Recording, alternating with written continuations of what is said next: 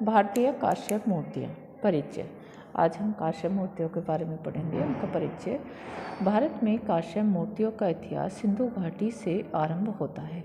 जो काश्यप मूर्तियाँ प्राप्त हुई हैं वो सिंधु घाटी सभ्यता से प्राप्त हुई हैं। तो इनका इतिहास इतना पुराना है जितना सिंधु घाटी की सभ्यता, जहाँ से पुरातत्ववेत्ताओं ने काश्य की से बनी कुछ मूर्तियाँ प्राप्त हुई हैं और सिंधु घाटी से कुछ मूर्तियाँ प्राप्त की गई हैं पुरातत्ववेत्ताओं के द्वारा। कौन कौन सी मूर्तियाँ प्राप्त हुई हैं?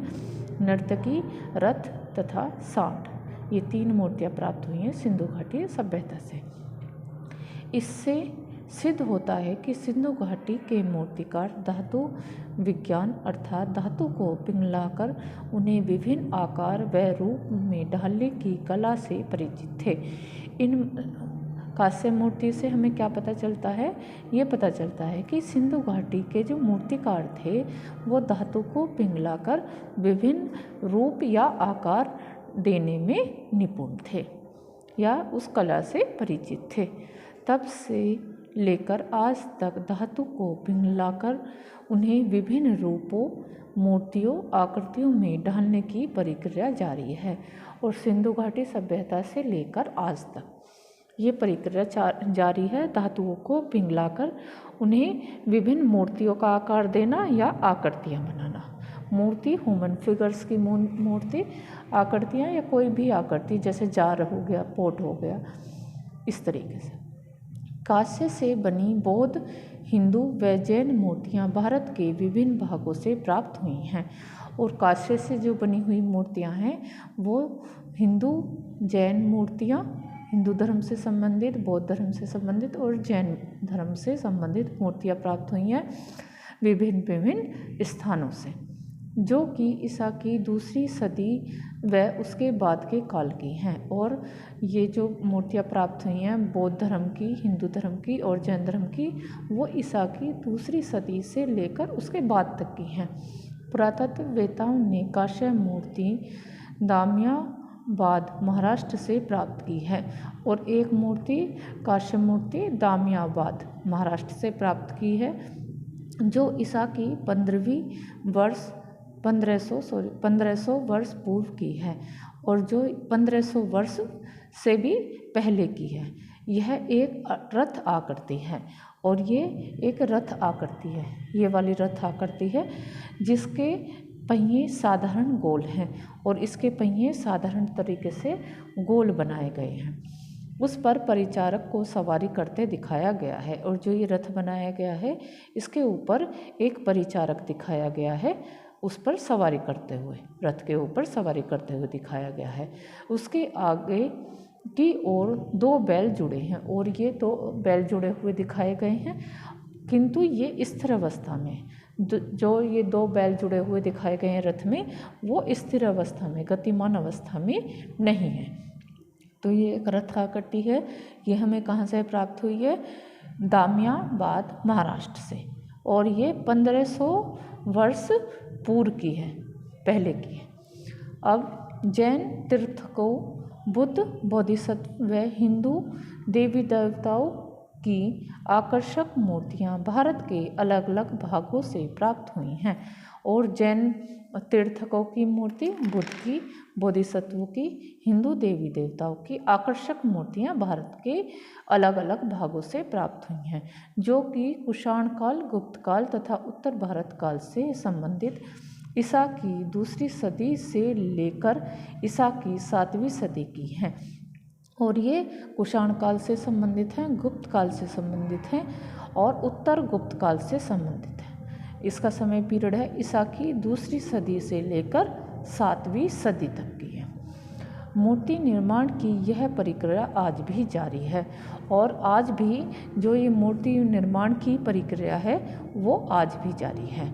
बहुत से विख्यात मूर्तियाँ का निर्माण दक्षिण भारत के में ईसा की 7वीं सदी से लेकर ईसा की 12वीं सदी के बीच चोलों व पल्लवों के शासनकाल में हुआ था और बहुत सी ऐसी विख्यात मूर्तियाँ प्राप्त हुई हैं जो दक्षिण भारत से प्राप्त हुई हैं। उनका समय पीरियड है 7वीं सदी से लेकर 12वीं सदी के बीच।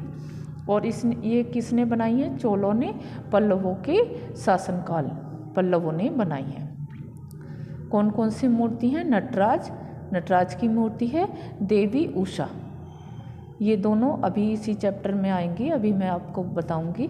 नटराज और देवी उषा, इसीलिए इस वीडियो को पूरी देखना। इस काल का मुख्य कलाकृति हैं, जो दक्षिण भारत की सबसे प्रमुख कलाकृति हैं 7वीं सदी से 12वीं सदी की, वो नटराज की और देवी उषा की हैं। और ये सभी मूर्तियां हैं, देखो ये नर्तकी है जो सिंधु घाटी से प्राप्त हुई है, सांड की मूर्ति है मोहनजोदड़ो से प्राप्त हुई है, और दामियाबाद महाराष्ट्र से रथ प्राप्त हुआ है। बोधिसत्व मंजूश्री, ये मंजूश्री की मूर्ति है। कालिया कृष्ण चोल कालीन, तमिलनाडु, ये कालिया पर डांस करते हुए कृष्ण दिखाए गए हैं, ये चोल कालीन है और तमिलनाडु से प्राप्त हुई है। ये गणेश की मूर्ति है, कश्मीर, ईसा की 7वीं सदी से प्राप्त हुई है। ये जैन तीर्थंकर हैं, मैसूर, ईसा की 10वीं सदी से लेकर 11वीं सदी के बीच की है। ये भी गणेश हैं। ये बुद्ध सुल्तानगंज बिहार से प्राप्त हुए, ईसा की 7वीं और 8वीं सदी के बीच के मध्य के हैं। शिव परिवार, ये शिव परिवार हैं, ये गया बिहार, ईसा की 10वीं सदी से संबंधित हैं। देखिए धातु ढालने की प्रक्रिया, यहाँ पे प्रक्रिया किस तरीके से धातु बनाई जाती है, मूर्तियाँ बनाई जाती हैं, किस तरीके से हम पिघलाकर मूर्तियाँ बनाते थे। पिंगली धातुओं के मिश्रण से मूर्तियाँ निर्माण करने के कई स्तर होते हैं, कई कैटेगरी होती हैं, किस तरीके से बनाते हैं। सबसे पहले मूर्तिकार के द्वारा हाथों से मोम मधुमक्खी के छत्ते से प्राप्त, जो मोम होता है मधुमक्खी के छत्ते से प्राप्त करते हैं, उससे वैसी ही संरचना तैयार की जाती है जैसे कि मूर्तिकार को चाहिए। पूरी तरीके से उस मोम से वो उस संरचना को तैयार कर लिया जाता है। आकृति के ऊपर पूरी तैयार हो जाने के बाद विशेष रूप से मिट्टी, ईंट का चूरा या प्लास्टर ऑफ पेरिस का मिश्रण से तैयार किया जाता है। जब मोम से पूरी आकृति बना ली जाती है, उसके बाद मिट्टी का लेप किया जाता है या ईंट का चूरे से लेप किया जाता है या प्लास्टर ऑफ पेरिस से लेप किया जाता है, और उसे पूरी तरीके से मूर्ति का आकार दिया जाता है, और बारीक बारीक परतों पर भी उसमें विशेष रूप से चिपका दिया जाता है, और उसमें एक छिद्र बना दिया जाता है, जो छिद्र मोम तक जाए, और फिर इसे आग में तपाकर मोम को पिघलाकर बाहर निकाल लिया जाता है। इस तरीक़ा से धातु ढालने की प्रक्रिया होती है, धातु का निर्माण कराया जाता है। दक्षिण भारतीय कांस्य मूर्तियाँ, अभी मैंने बताया था आपको, नटराज के बारे में पढ़ेंगे। दक्षिण भारत से प्राप्त हुई है। दक्षिण भारत में चोल तथा पल्लव शासकों के काल में उषा, पार्वती तथा नटराज की बहुत सी मूर्तियों का निर्माण हुआ था। इस काल की अनेक मूर्तियां भारतीय कांस्य मूर्तियों में विशेष स्थान रखती हैं, जिनमें से नटराज व देवी उषा चोल काल को अध्ययन के लिए चुना गया है। इसमें 2 पेंटिंग रखी गई हैं, मूर्ति रखी गई हैं, देवी उषा और नटराज की। नाम नटराज, स्थान तंजावुर तमिलनाडु, माध्यम कांस्य मूर्ति, काल ईसा की 12वीं सदी, कलाकार अज्ञात संग्रह, राष्ट्रीय संग्रहालय नई दिल्ली। विवरण: चोल काल के इस कांस्य मूर्ति में भगवान शिव को अपने दाएं पैर पर संतुलन स्थापित किए हुए दिखाया गया है। और इसमें क्या दिखाया गया? इसमें भगवान शिव को दाएं पैर पर संतुलन स्थापित करते हुए दिखाया गया है, तथा अपसमरा ये असुर का है। अपसमरा किसके लिए बोला गया है? बुराई व अज्ञान रूपी दैत्य, बुराई और अज्ञान रूपी दैत्य को कहा गया है। अपसमरा को इस पैर से कुचलते हुए दिखाया गया है। दाएं पैर पर संतुलन बना भी रखा है और इसके नीचे दानव को भी कुचल रखा है, बुराई और अज्ञान रूपी दानव को, अपसमरा। उसी समय उन्होंने अपने बाएं पैर को भुजगत्र सिता मुद्रा, जो कि त्रयोभाग का प्रदर्शन है, के द्वारा अपने भक्तों श्रद्धालुओं के मस्तिष्क में विद्यमान माया रूपी बुराई को लात मारकर दूर भगाना चाहते हैं। और इस पैर से क्या करना चाहते हैं? ये किस मुद्रा में? भुजगत्र सिता मुद्रा त्रयोभाग को प्रदर्शित करती हुई ये दिखाई गई है और इससे वो अपने श्रद्धालुओं और भक्तों के मस्तिष्क में विद्यमान बुराई को लात मारकर भगाना चाहते हैं। उनके चारों हाथों को विशेष मुद्रा में फैले हुए दिखाया गया है और शिव के चारों हाथों को विशेष मुद्रा में फैले हुए दिखाया गया है, जिनमें से मुख्य दायां भाग अभय हस्त मुद्रा में है और मुख्य दायां भाग अभय हस्त मुद्रा में है।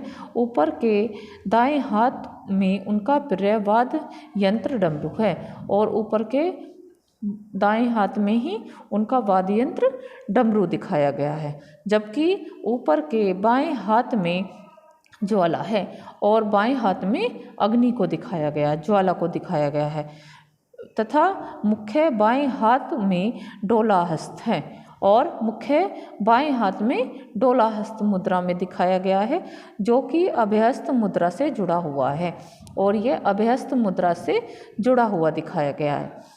उनके केस की लटें दोनों ओर फैली हुई हैं और उनके दोनों ओर केस की लटें फैली हुई दिखाई गई हैं।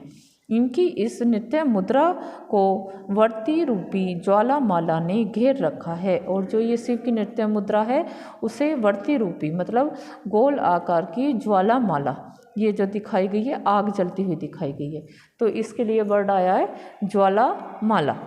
तो इस नित्य मुद्रा को वर्ती रूपी ज्वाला माला ने घेर रखा है।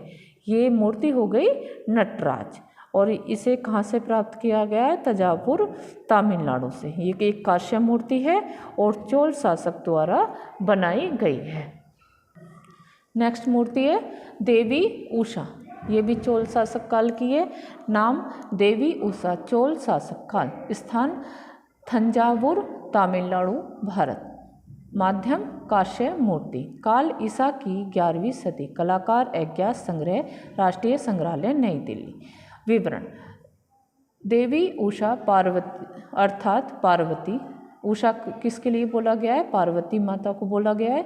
यानी पार्वती कौन है? भगवान शिव की पत्नी को चोल व पल्लव काल के मूर्तिकारों ने कांस्य मूर्ति के रूप में अनेक बार ढाला है और जो ये चोल शासक के मूर्तिकार हैं उन्होंने देवी उषा की मूर्ति को बहुत बार बनाया, अनेकों बार बनाया है। लोगों में उनके प्रति आकर्षण का मुख्य कारण उनकी लालित्यपूर्ण आकृति है और लोगों में उनका आकर्षण क्यों है?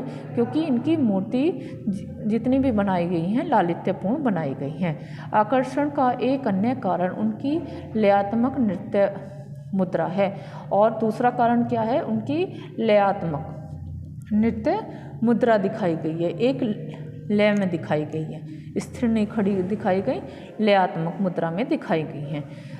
इसके कमर के ऊपर पहने हुए वस्त्रों के ऊपर आकर्षण कमरबंद नामक आभूषण धारण किए हुए हैं और उनके वस्त्रों को भी दिखाया गया है। वस्त्रों के ऊपर कमरबंद पहने हुए दिखाया गया, आकर्षण कमरबंद पहने हुए दिखाया गया है। साथ ही उसके सिर पर विभिन्न स्तरों वाला एक मुकुट है और साथ ही इन्होंने मुकुट पहन रखा है जो विभिन्न स्तरों वाला दिखाया गया है। लेयर्स दिखाई गई हैं बहुत सारी, इसीलिए इन्हें विभिन्न स्तरों वाला कहा गया है। इस मूर्ति में देवी उषा बाजूबंद, गले में हार, कलाई व पैरों में भी आभूषण पहने हुए दिखाई गई हैं और देवी उषा को बाजुओं में भी बाजूबंद पहने दिखाई गई हैं, गले में हार पहने हुए दिखाया गया है, कलाई में पैरों पर भी आभूषण पहने हुए दिखाया गया है। वह इस तरह खड़ी हैं मानो उन्हें कोई फूल पकड़ा है और उनके हाथों की मुद्रा, हाथों की अवस्था इस तरीके से दिखाई गई है कि जैसे उन्होंने कोई पुष्प पकड़ा हुआ है, फूल पकड़ा हुआ है या अथवा किसी को कुछ समझाने का प्रयास कर रही हैं। या तो फूल पकड़ा हुआ है या ऐसा प्रतीत हो रहा है कि वो किसी को कुछ समझाने का प्रयास कर रही हैं। चाहे जो भी हो, यह मूर्ति चोल काल में बनी बेहतरीन कलाकृतियों में से एक है और ये इतनी सुंदर बनाई गई है कि चोल काल के जितनी भी मूर्तियाँ बनाई गई हैं उनमें से एक है। कुछ और मूर्तियाँ व आकृतियाँ पल्लवों और चालुक्यों के काल में भी बनी थी, किंतु यह उनमें श्रेष्ठ है। और ये जो पल्लव और चालुक्य काल में भी बनी थी उनसे भी श्रेष्ठ है। ये मूर्ति हो गई देवी उषा। स्थान इसका था तंजावुर, तमिलनाडु, भारत। माध्यम कांस्य प्रतिमा।